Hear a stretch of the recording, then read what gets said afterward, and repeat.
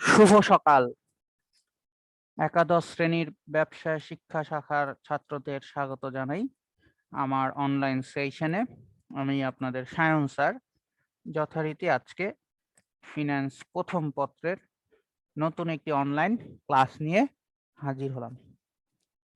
তো শুরুতেই সবাইকে বাংলা নববর্ষের শুভেচ্ছা।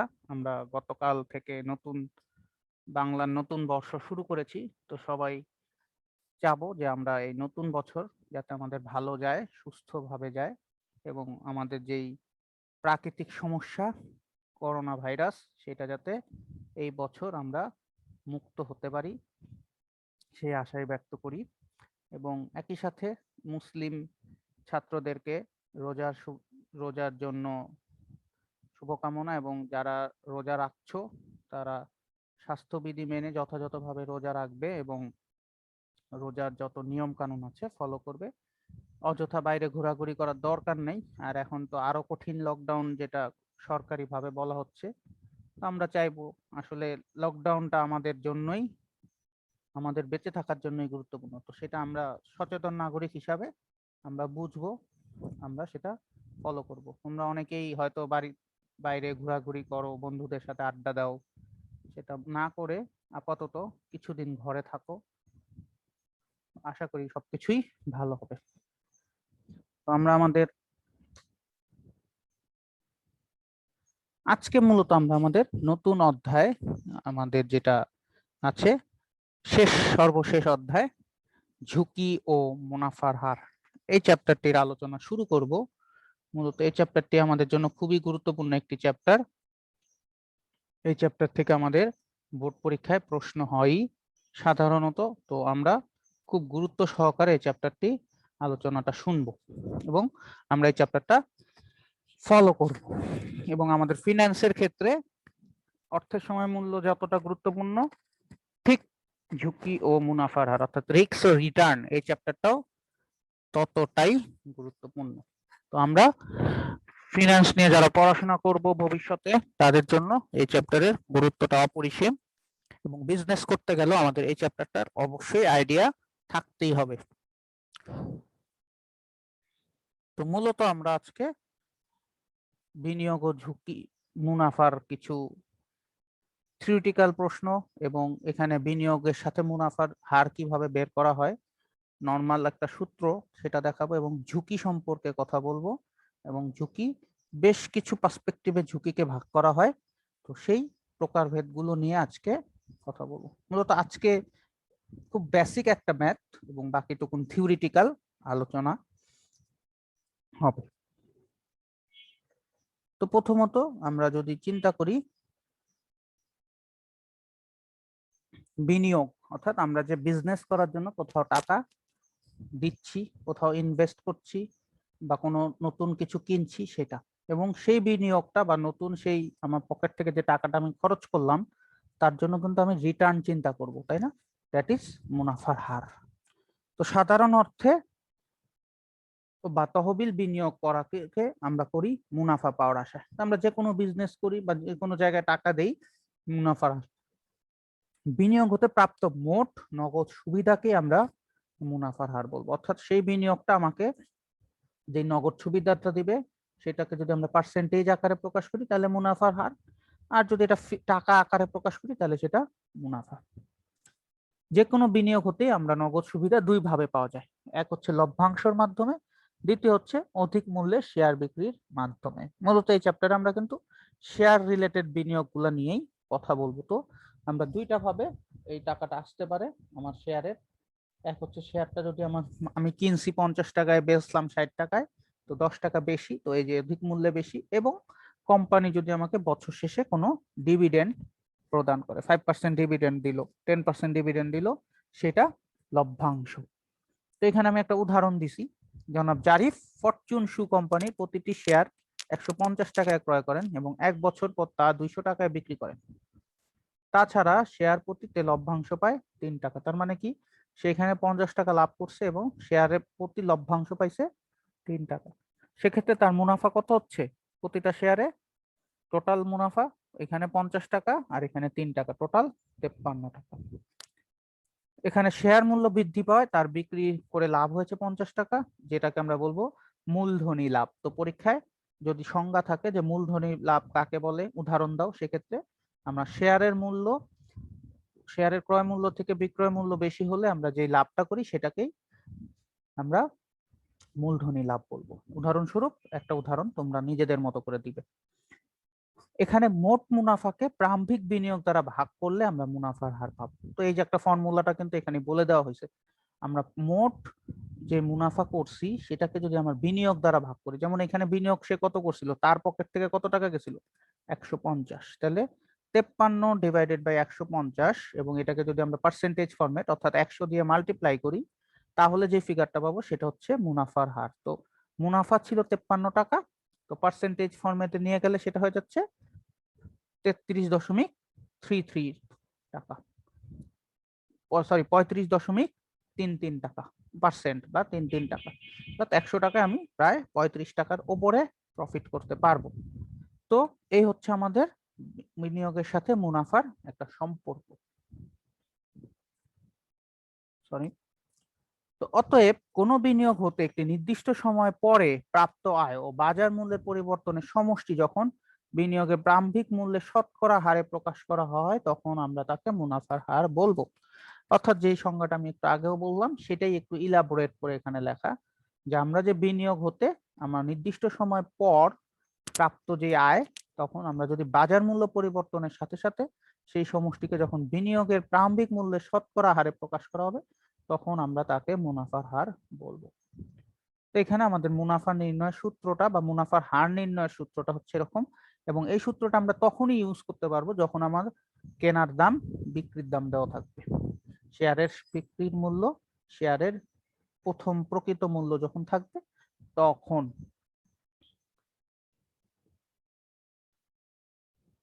মুনাফার হার নির্ণয়ের আমাদের সূত্রটা হবে C plus P1 minus P0 divided by P0। তো এখানে আর হচ্ছে আমাদের মুনাফার হার অর্থাৎ রেট অফ রিটার্ন, সি হচ্ছে আমাদের ক্যাশ ইনফ্লো অর্থাৎ নির্দিষ্ট সময়ে আমাদের নগদ প্রবাহ, অর্থাৎ আমি যে নগদ টাকাটা পাচ্ছিলাম অতিরিক্ত, এবং P1 হচ্ছে আমাদের সম্পদের প্রারম্ভিক মূল্য, এবং P0 হচ্ছে, একটু ভুল ছিল আমি এটা ঠিক করলাম, তো সম্পদের সমাপনী মূল্যটাকে আমরা বলবো P1, আর সম্পদের প্রারম্ভিক মূল্যকে আমরা বলবো P0, আর সি হচ্ছে আমাদের যে নগদ টাকাটা আমরা পাচ্ছি।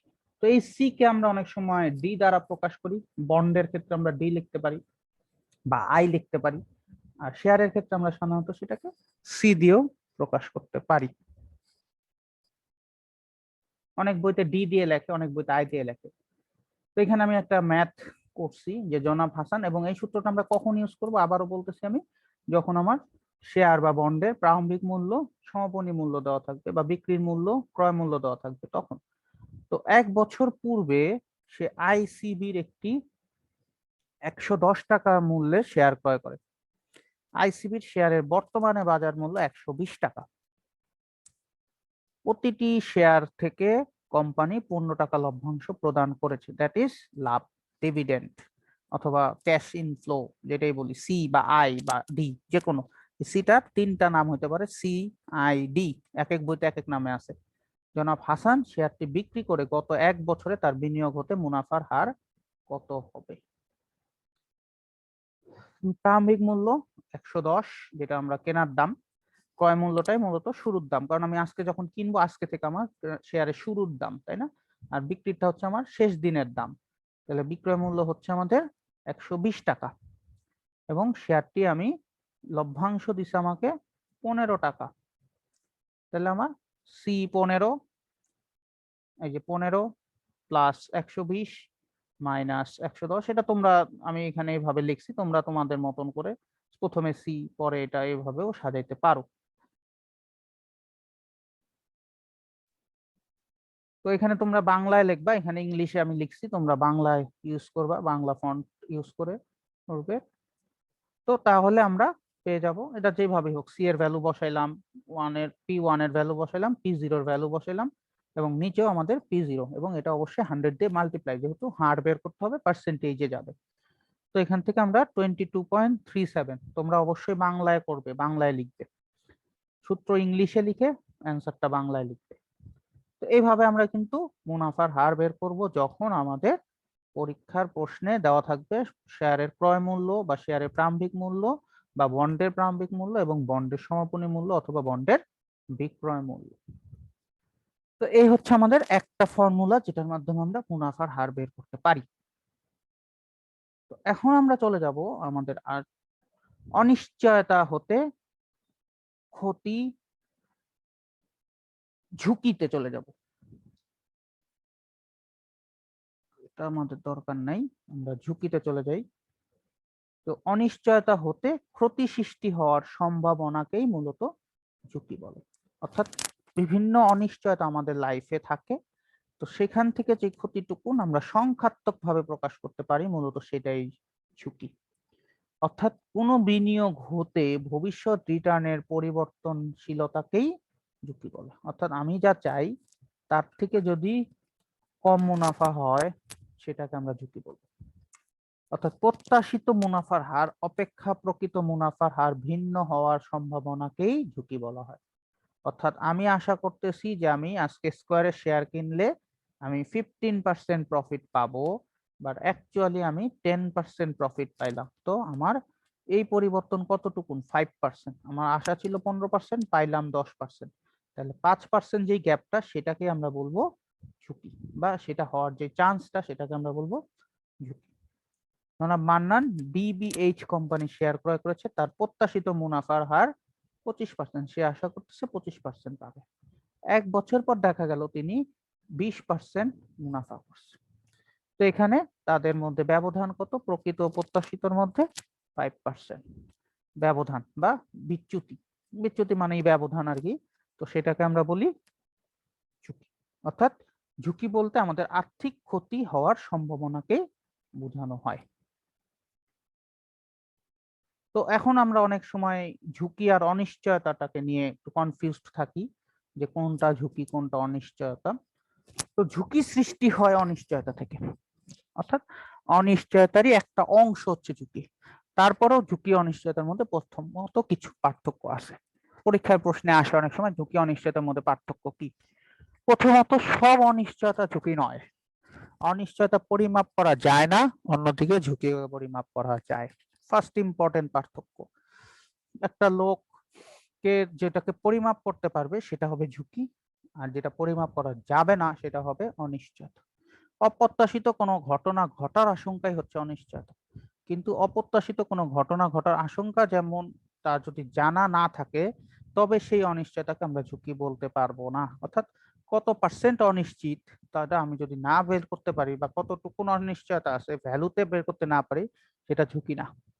অন্যভাবে যদি বলি, অনিশ্চয়তার যে অংশটুকুন পরিমাপ করতে পারবো সেটুকুনই ঝুঁকি। অর্থাৎ আমার আনসার্টেনিটি, এখানে যদি আমি ছবিটা দেখি যে পুরা ব্লু জায়গাটাই কিন্তু আনসার্টেনিটি, পুরাই বড় সার্কেলটাই। তো তার মধ্যে ইয়েলো মার্ক করা, এটা ব্লুর মধ্যেই একটা অংশ ইয়েলো মার্ক। তো এটুককে রিস্ক, অর্থাৎ পুরা ব্লু জায়গাটা আমি হয়তো মেজার বা সংখ্যায় প্রকাশ করতে পারতেছি না, বাট এই রিস্ক বা ইয়েলো মার্ক করা জায়গাটুকুন আমি সংখ্যায় প্রকাশ করতে পারি, এর জন্য এটা হচ্ছে ঝুঁকি।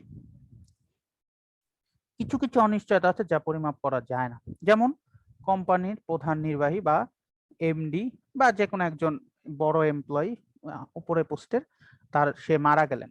তো এটা একটা অনিশ্চয়তা, কিন্তু এই নিশ্চয়তা পরিমাপ করা যায় না। অর্থাৎ তিনি মারা যাওয়ার কারণে কোম্পানি একটা হয়তো বা ক্ষতির মুখে পড়বে, তার একটা সুনাম ছিল মার্কেটে, সে অনেক অভিজ্ঞ লোক ছিল, তার অনেক কাজের নমুনা ছিল, সেইগুলা অনিশ্চিত। এবং কত টাকার ক্ষতি হলো সেটা কিন্তু বোঝা যাবে না। একটা মানুষের মৃত্যুতে কত টাকার ক্ষতি হয় সেটা কিন্তু পরিমাপ করা যায় না, ফলে এটাকে আমরা বলবো অনিশ্চয়তা, ঝুঁকি না। দ্বিতীয়ত, ঝুঁকি পরিমাপ করা যায় বলে বিভিন্ন কৌশল প্রয়োগ করে আমরা ঝুঁকি কমানোর চেষ্টা করব। অর্থাৎ কি, এই যে ব্লু জায়গার মধ্যে যে ইয়েলো জায়গাটুকু, এটুকু আমরা পরিমাপ করতে পারি। যেমন কারো মৃত্যু কিন্তু আমরা আটকায় রাখতে পারবো। এই যে করোনা ভাইরাসের প্রকোপ আমরা ঘরে থাকলে কমবে, বাট আমরা যদি বাইরেই বাড়বেই।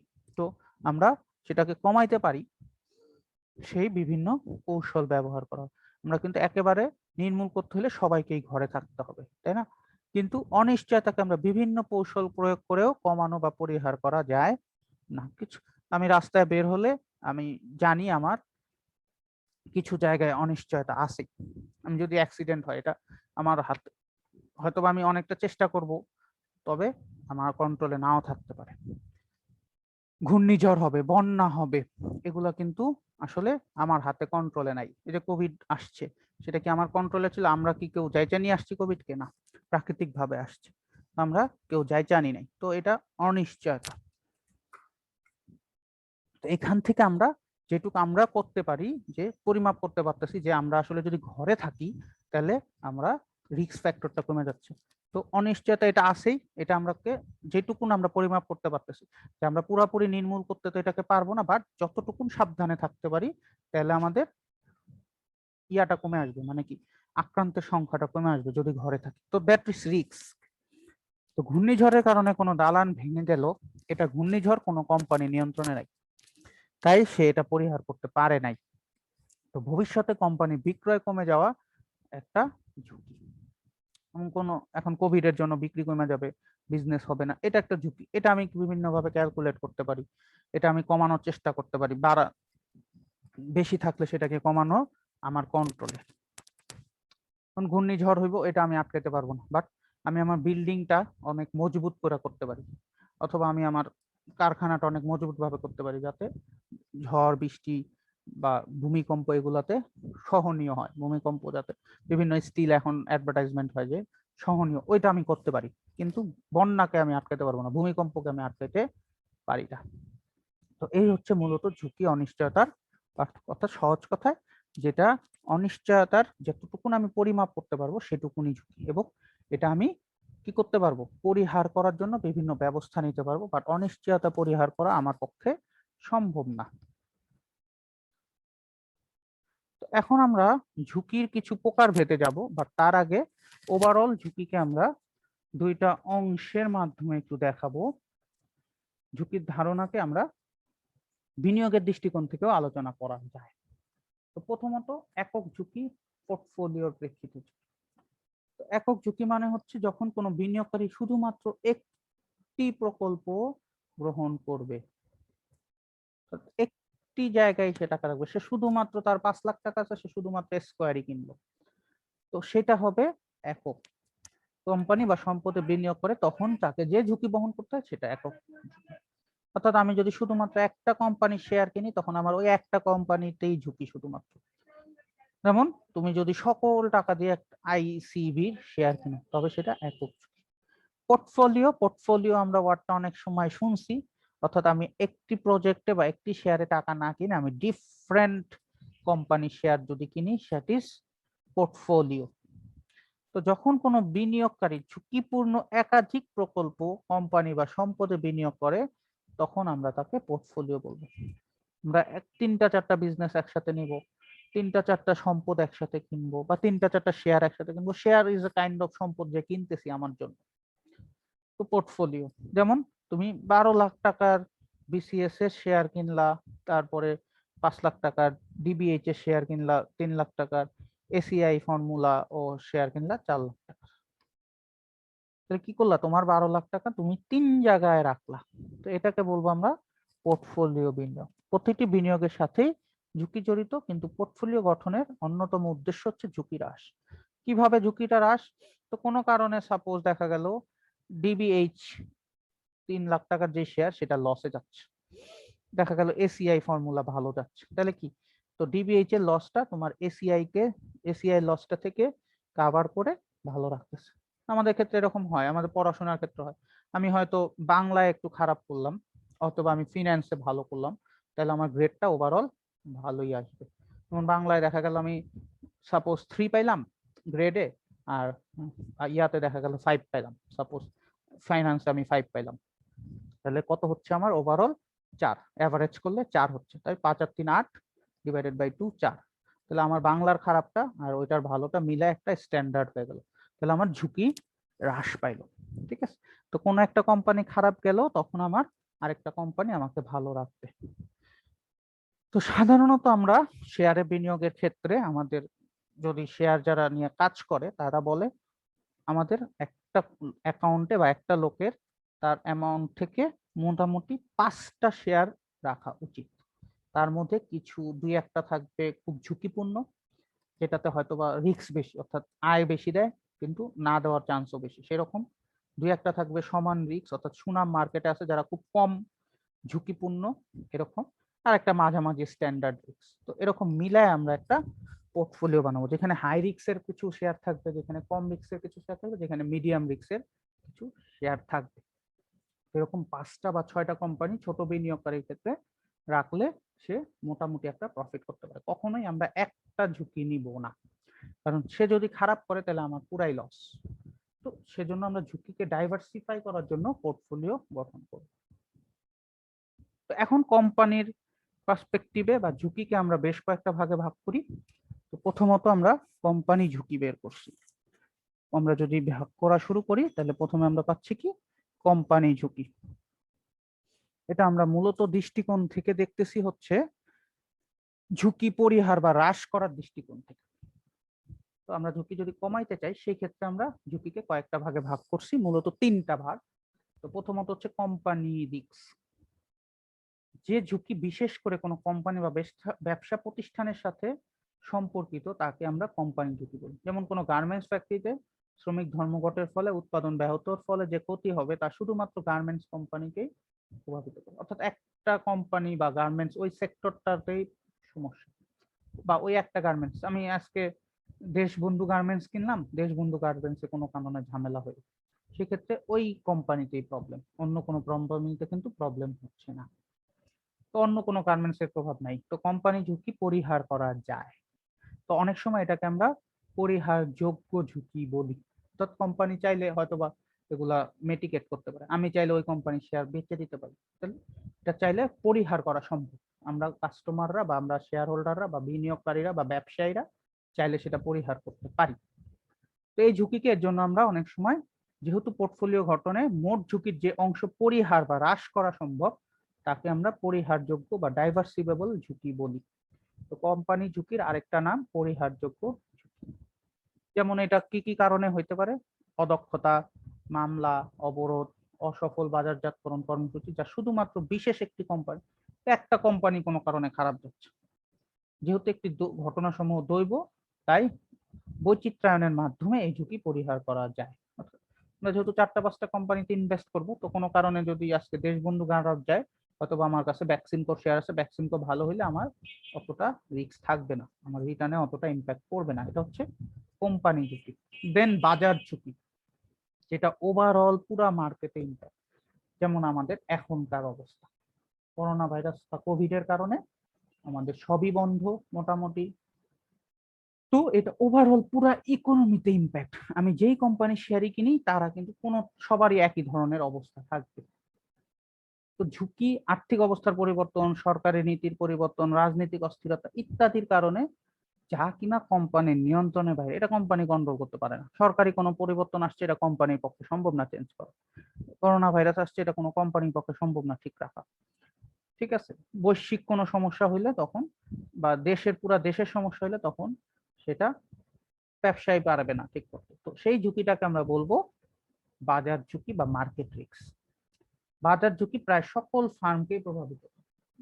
তো ওভারঅল পুরা ইকোনমিতে এটার ইম্প্যাক্ট, যেমন মুদ্রাস্ফীতি, কোনো কারণে যুদ্ধ, রেসিশন, প্রাকৃতিক দুর্যোগ, এগুলা সবই ঝামেলা করে।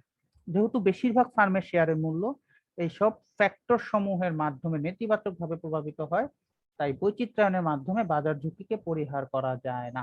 অর্থাৎ আমি 10টা কোম্পানির শেয়ার রাখি না কেন, করোনা ভাইরাসের কারণে 10টা কোম্পানি খারাপ যাবে, তো ওভারঅল আমার লাভ হবে না, তো এটাকে আমি পরিহার করতে পারবো না। আমি পোর্টফোলিও করলেও এটা পরিহার করা যায় না। তো এই রিস্কটা সবাইকেই নিতে হয়, সব। আমি যদি এখন চিন্তা করি, শপিং মল বন্ধ, শপিং মলের লস, শিক্ষা প্রতিষ্ঠান বন্ধ, শিক্ষা রিলেটেড লোকজনগুলোর লস, যারা বইয়ের বিক্রি করে, যেমন বই মেলা গেল তাদের লস, বাণিজ্য মেলা হইতে পারলো না তাদের লস, সব সেক্টরেরই লস। বাজার ঝুঁকিকে আমরা অনেক সময় সিস্টেমেটিক ঝুঁকি নামেও অভিহিত করি, অথবা অপরিহার্য ঝুঁকি নামেও অভিহিত করি। পরীক্ষার প্রশ্নে অপরিহার্য ঝুঁকি এবং সিস্টেমেটিক রিস্ক থাকতে পারে, তো সেটাকে আমরা বলবো বাজার ঝুঁকি। আর অপরিহারযোগ্য ঝুঁকি আর আনসিস্টেমেটিক রিস্ক, তখন এটা কোম্পানি রিস্ক। ঠিক আছে, তিনটা নাম, কোম্পানির ঝুঁকি, অপরিহারযোগ্য ঝুঁকি অথবা আনসিস্টেমেটিক ঝুঁকি বা রিস্ক, সেটাই সবই একই। আর এখানে হচ্ছে বাজার ঝুঁকি, দেন হচ্ছে সিস্টেমেটিক রিস্ক বা সিস্টেমেটিক ঝুঁকি অথবা অপরিহার্য ঝুঁকি, সেটা আমরা বাজার ঝুঁকি, ঠিক একই। তো এখানে আমি একটা চার্ট দিছি। এখন টোটাল রিস্ক বলতে কি বোঝাচ্ছি, আসলে টোটাল রিস্ক মানে মোট ঝুঁকি। মোট ঝুঁকি বলতে আমাদের বাজার ঝুঁকি আর কোম্পানি ঝুঁকিকে যোগ করলে আসলে আমাদের মোট ঝুঁকি হয়। এবং এটা কোন দৃষ্টিকোণ থেকে আমি বলছি তিনটা ভাগ, এই তিনটা ভাগ হচ্ছে বিনিয়োগে আমার ঝুঁকি হ্রাস কমানোর বা ঝুঁকি নিয়ন্ত্রণে রাখা বা পরিহার করার দিক থেকে তিনটা ভাগ, কোম্পানি রিস্ক, বাজার রিস্ক আর হচ্ছে মোট রিস্ক। মোট রিস্ক মূলত কিছু না, তার মানে এই দুইটা যোগ করে যেটা হয় সেটাই। তো এখানে আমরা একটা এক্সাম্পল রাখছি বা একটা গ্রাফ দেখাচ্ছি। তো আমরা এক্স অ্যাক্সিসে স্টক, নাম্বার অফ স্টক, আর ওয়াই অ্যাক্সিসে আমাদের পোর্টফোলিও রিস্ক, আমার রিস্কটা আছে। তো টোটাল রিস্কটা আমার এইখানে এই লাইন, এবং আমরা যত পোর্টফোলিও বড় হবে বা শেয়ারের সংখ্যা যেটুকু বলছিলাম আমি, যত বেশি হবে তত আমার রিস্ক। যেমন এখানে যদি 0 নাম্বার শেয়ার হয় তাহলে আমার সবচেয়ে বেশি রিস্ক। তো আস্তে আস্তে বাড়ানোর জন্য এই লাইনটা ডাউনওয়ার্ড স্লোপ, যারা ইকোনমিক্সে আছো তারা ভালো জানবা যে ডাউনওয়ার্ড স্লোপ অর্থাৎ নিচের দিকে নামতেছে। আমি শেয়ারের সংখ্যা বাড়ানোর সাথে সাথে আমার রিস্ক কমে যাচ্ছে। তো তার মধ্যে এই লাইনটা যে স্ট্রেট লাইন যেটা, সেটা হচ্ছে সিস্টেমেটিক রিস্ক, অর্থাৎ এটা আমি অপরিহার্য ঝুঁকি। অর্থাৎ দেখা গেল এখানে যে ঝুঁকিটা আছে হয়তো 5%, এই 5% আমার একটা শেয়ার রাখলেও নিতে হবে, আমার 50টা শেয়ার থাকলেও নিতে হবে। ঠিক আছে, এটা আমরা পরিহার করতে পারি না, যেটা আমি একটু আগে বলছি মার্কেট রিস্ক যেটা। এবং আনসিস্টেমেটিক রিস্ক এটা পরিহারযোগ্য, যেমন আমি যদি একটা শেয়ার থাকতো তাহলে এখান থেকে এই পয়েন্ট তাহলে এতটুকু, আর যদি আমার সাপোজ এখানে 5টা শেয়ার হইতো তাহলে এটা এতটুকু।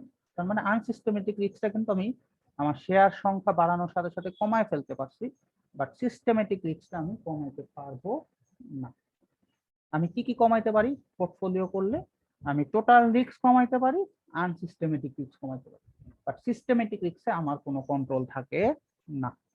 তো পরীক্ষায় যদি থাকে এই প্রশ্ন তিনটার মধ্যে তুলনা করেন, সেই ক্ষেত্রে এই গ্রাফটা অবশ্যই আঁকতে হবে। তোমরা বাংলায় লিখবা সিস্টেমেটিক রিস্ক অর্থাৎ যেটা আমরা বলবো বাজার ঝুঁকি, আনসিস্টেমেটিক কোম্পানি ঝুঁকি, টোটাল রিস্ক মোট ঝুঁকি, এবং টোটাল পোর্টফোলিও রিস্ক অর্থাৎ মোট পোর্টফোলিও ঝুঁকি, এবং নাম্বার অফ শেয়ার অথবা শেয়ার সংখ্যা। এইভাবে আমি ইংলিশটা দিয়ে বুঝাই দিই, সহজ হয় বলে আমি এইভাবে ইংলিশ ফরম্যাটটা রেখে বুঝাইছি। তো তোমরা ইংলিশে লিখলেও কোনো প্রবলেম নেই, বাট বাংলায় লিখতে পারলে বেশি ভালো। এই গ্রাফটা আইটা দিবা, তাহলে টিচার আরো খুশি হবে। এটা হচ্ছে মূলত তিনটা রিস্ককে আমরা একটা গ্রাফে তুলনা করলাম, এবং এখান থেকে আমরা ডিসিশন নিতে পারবো যে টোটাল রিস্ককে আমরা কমাইতে পারি পোর্টফোলিও বাড়াইলে, সিস্টেমেটিক রিস্ককে আমরা কমাইতে পারি না, আনসিস্টেমেটিক রিস্ককে আমরা কমাইতে পারি পোর্টফোলিও সংখ্যা বাড়াইলে বা শেয়ারের সংখ্যা বাড়াইলে। তো এখন আমরা বিনিয়োগকারীর দৃষ্টিকোণ, অর্থাৎ আমরা যারা ইনভেস্ট করি শেয়ার, তাদের দৃষ্টিতে ঝুঁকি কয় প্রকার। তো প্রথমত হচ্ছে সুদের হারের ঝুঁকি। তো ভবিষ্যতের সুদের হার পরিবর্তনের ফলে যে ঝুঁকির সৃষ্টি হয় সেটাকে আমরা সুদের হারের ঝুঁকি বলবো। যেমন জনাব হাসনি স্কয়ারের ইস্যুকৃত বন্ডে বিনিয়োগ করেছে, যা ভবিষ্যতে সুদের হার বৃদ্ধি পায় তাহলে বন্ডের মূল্য কমে যাবে, যেটা আমরা বন্ডের চ্যাপ্টারেও শিখছি যে মার্কেটে যদি সুদের হার বেড়ে যায় তাহলে আমি বন্ডের মূল্য কম পাবো, কারণ সুদের হার ও বন্ডের মধ্যে একটা বিপরীতমুখী সম্পর্ক আছে।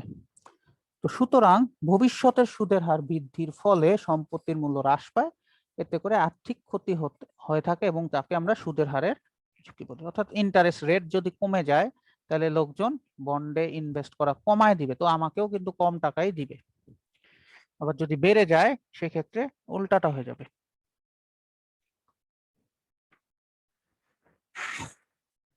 তো তারল্য ঝুঁকি, এরপর হচ্ছে লিকুইডিটি রিস্ক, যেমন এই যে এখানে দেখা যাচ্ছে ছবি।